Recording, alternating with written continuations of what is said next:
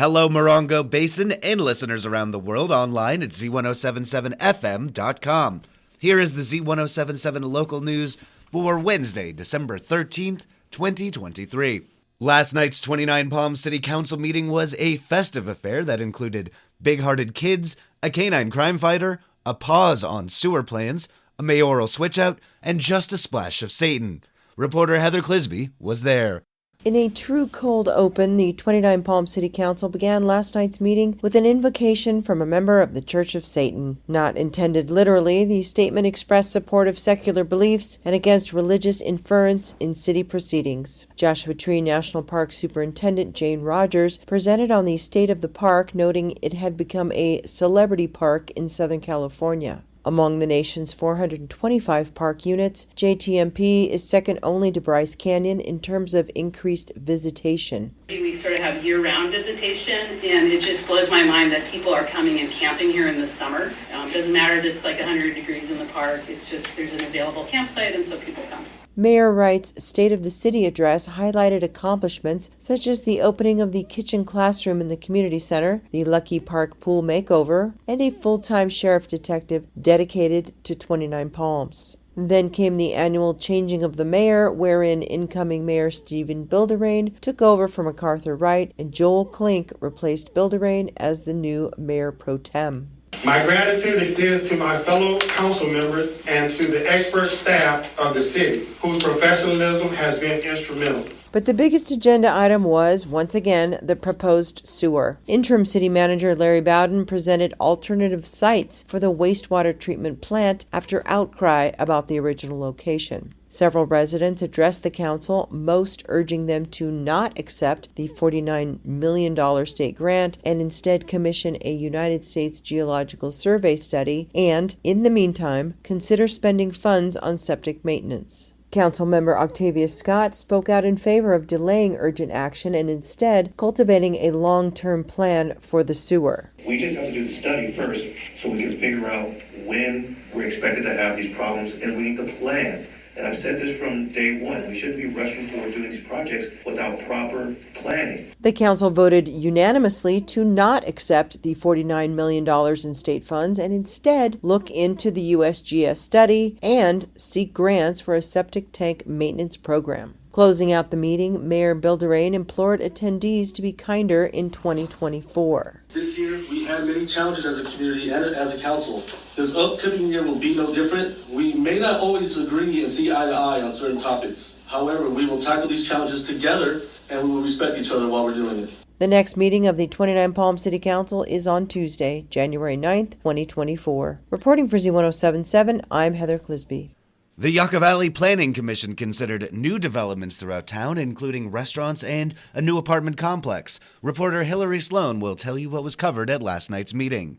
During the department report, the Yucca Valley Planning Commission continued an application to change the exterior color of the commercial structure located at the northeast corner of 29 Palms Highway and Prescott Avenue until December 20th. During the land update report, staff reported that Chipotle is nearing its completion and is planning on opening on the 20th. Starbucks is currently with building and safety. There is a new permit application for Casa del Tequila, a tapas bar and grill. Star Cafe has a grading plan review with the Yucca Valley engineers. Evoke Modern needs to go into the CEQA process. A permit for a 5-unit apartment complex is coming to the permit department soon, and there are currently 115 vacation rental permits available. For Z107.7, this is reporter Hillary Sloan. The Morongo Unified School District Board of Trustees held their regular meeting yesterday at a special start time of 4:30 to reorganize the board. Assignment reporter Gabriel Hart was in attendance and has this recap for us.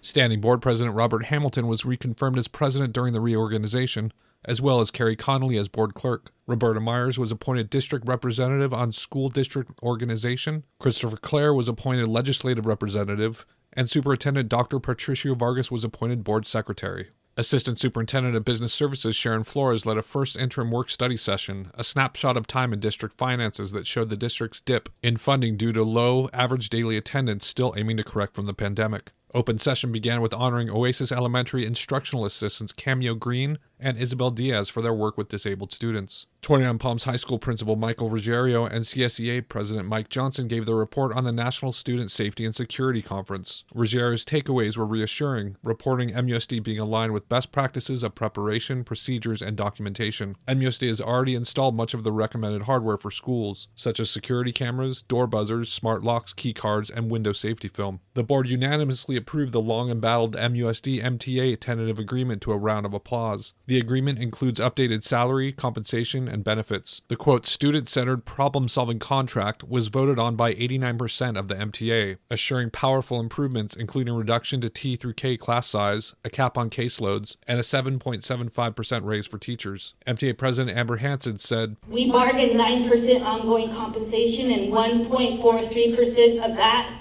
was to pay to improve student learning conditions. And our members did that. So that's when we got together, we asked, what can we do?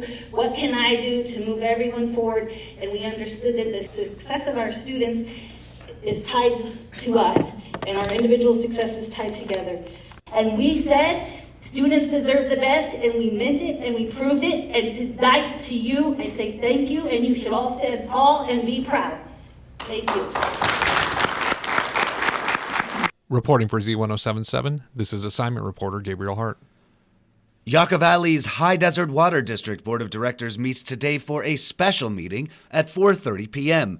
Reporter Mike Lipsitz is here to tell us what's on the agenda.